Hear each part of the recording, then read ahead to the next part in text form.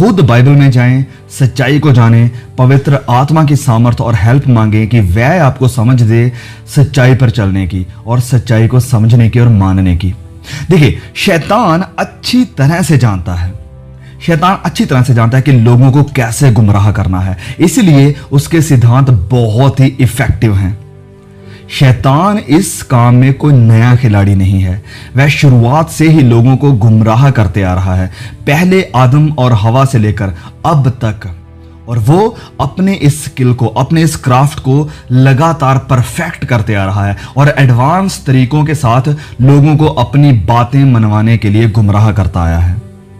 मैं और आप, हम लोग इस युद्ध में, इस संघर्ष में, इस लड़ाई में नए हैं, लेकिन शैतान और उसके दूत इस काम में, इस लड़ाई में नए नहीं हैं।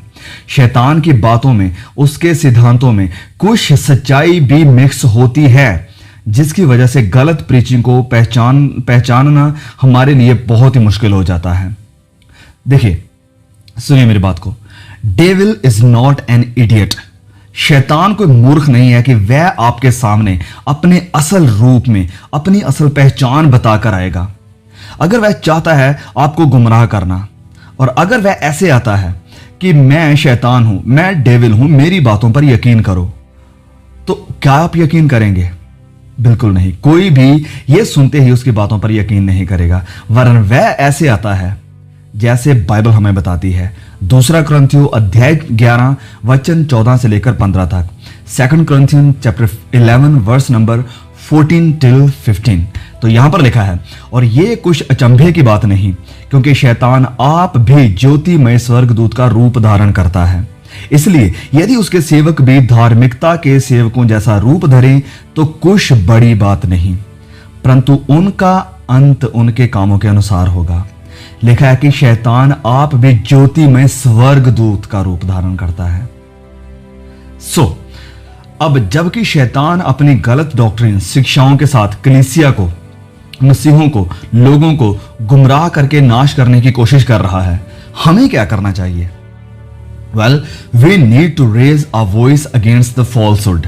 हमें झूठ के खिलाफ अपनी आवाज को उठाना चाहिए, लोगों को सावधान करना चाहिए, लोगों को होशियार करना चाहिए। जैसे कि फेमस रिफॉर्मर जॉन काल्विन कहते हैं कि एक शेपर्ड की 2 जिम्मेदारियां होती हैं। एक शेपर्ड चरवाहे की 2 जिम्मेदारियां होती है। पहला, अपनी भेड़ों को अच्छा खाना खिलाना। सबसे पहले अपनी भेड़ों को अच्छा खाना खिलाना, भोजन देना। दूसरा, अपनी भेड़ों को भेड़ियों और जंगली जानवरों से बचाना, उनसे सावधान करना कि इनसे तुम बचकर रहना। मुझे उम्मीद है कि आप इस बात को, पॉइंट को समझ गए हैं। 9 पहला तीमुथियुस अध्याय 6 वचन 9 से लेकर 10 तक लिखा है। 1 तिमोथी चैप्टर 6 वर्स 9 to 10 लिखा है वचन 9 में, पर जो धनी होना चाहता है, अमीर होना चाहता है, वह ऐसी परीक्षा और फंदे और बहुत सी व्यर्थ और हानिकारक लालसाओं में फंसते हैं, जो मनुष्यों को बिगाड़ देती है, विनाश के समुद्र में डुबा देती हैं। वचन 10 में लिखा है, क्योंकि रुपए का, पैसे का लोभ सब प्रकार की बुराइयों की जड़ है, जिसे प्राप्त करने का प्रयत्न करते हुए कितनों ने विश्वास से भटक कर अपने आप को विभिन्न प्रकार के दुखों से शलनी किया है। किसकी वजह से? रुपए के लोभ की वजह से। यह पैसेज जो अभी मैंने पढ़ा है, कई चर्चेस में यह कभी भी पढ़ा नहीं गया होगा, क्योंकि शैतान ने कुछ प्रीचर्स को ऐसे ट्रिक किया हुआ है कि वह लोगों की सदा की जिंदगी की परवाह किए बिना अपने लिए मिनिस्ट्री को करते हैं। वह लोगों से पैसा खींचना चाहते हैं। वह लोगों को कहते हैं सो द सीड, जो बीज है उससे बो, इतना पैसा दो, खुदा तुम्हें ये देगा, वो देगा। ऐसे करके लोगों को गुमराह करने की कोशिशें कर रहे हैं। बस फोकस है पैसे के ऊपर, बार बार, और कुछ नहीं, बस पैसा उनके दिमाग में चलता है। बहुत से ऐसे प्रीचर्स हैं जो कभी भी नर्क और स्वर्ग, wrath of God, holiness of God, परमेश्वर का क्रोध, परमेश्वर की पवित्रताई और जजमेंट का प्रचार कभी नहीं करेंगे। इसके बजाय वह लोगों को यह बता रहे हैं कि धनी कैसे बने, हाउ टू बिकम रिच। मैं सच में आपको बता रहा हूं, मैं हैरान हो गया था YouTube के ऊपर जब मैंने इस टाइटल को देखा था। एक फेमस प्रीचर के द्वारा ये मैसेज दिया गया था। मैंने सोचा था कि शायद बात यहां पर हुई होगी आत्मिक जीवन में रिच होने की, लेकिन लेकिन जब मैंने उस वीडियो को देखा, 20-25 मिनट की वीडियो थी, जब उस वीडियो को देखा तो ऐसे वचनों को उसने तोड़ा मरोड़ा था, बाइबल की धज्जियां उड़ाई थी कि मैं हैरान हो गया था कि इतने लोग इसे देखते हैं, सुनते हैं, फॉलो करते हैं। मैसेज का टाइटल क्या था? हाउ टू बिकम रिच, अमीर कैसे बने। वह हर वक्त लोगों के लिए यही प्रोफेसी करेंगे, जो झूठे शैतान के नबी हैं, यही प्रोफेसी करेंगे कि आपकी जॉब लग रही है, आपका वीजा लग रहा है, आपका बिजनेस प्रॉस्पर होने जा रहा है, आपके घर आशीषों की बारिश होने जा रही है। लेकिन वह बहुत ही कम लोगों के पाप के खिलाफ प्रचार करेंगे। वह बहुत ही कम लोगों को सावधान करेंगे क़यामत यानी जजमेंट के दिन के लिए। वह बहुत ही कम अनंत आग का प्रचार करेंगे। वह बहुत ही कम ये कहेंगे कि स्वर्ग में अपने लिए धन इकट्ठा करो। स्वर्ग में यह शिक्षा भी शैतान की तरफ से है, क्योंकि वह जानता है कि ये मायने नहीं रखता है कि कितना भी धन कोई इकट्ठा कर ले, ये उसे सदा की जिंदगी नहीं दे सकता है। इनफैक्ट शैतान लोगों को धन दौलत देना चाहता है कि वह उन्हें खुदा के साथ इटर्निटी बिताने से दूर रख सके। पवित्र बाइबल हमें कहती है, प्रभु यीशु ने यह बात कही कि आदमी अगर सारी दुनिया को भी हासिल कर ले और अपनी जान का नुकसान उठाए तो उसे क्या फायदा होगा, उसे क्या लाभ होगा। मरकुस अध्याय 8:36 में आप पढ़ सकते हैं। अब सुनिए इस बात को, मैं नहीं चाहता हूं कि आप कंफ्यूज हो जाएं या आप सोचने पर मजबूर हो जाएं। मैं इस बात को यहां पर क्लैरिफाई करना चाहता हूं कि धनी होना पाप नहीं है। अगर खुदा ने आपको धन दौलत की आशीष दी है तो यह गलत नहीं है। जैसे पास्टर जैक पुनन कहते हैं कि खुदा ने आपको इसलिए आशीष दी है कि आप दूसरों को आशीषित कर सकें। लेकिन ये धन दौलत, गाड़ी, घर की आशीषें लाइसेंस नहीं है कि आप इनकी वजह से स्वर्ग में जा पाएंगे। या आपका परमेश्वर के साथ संबंध, रिश्ता बहुत ही मजबूत है, या आप बड़े पक्के विश्वासी हैं।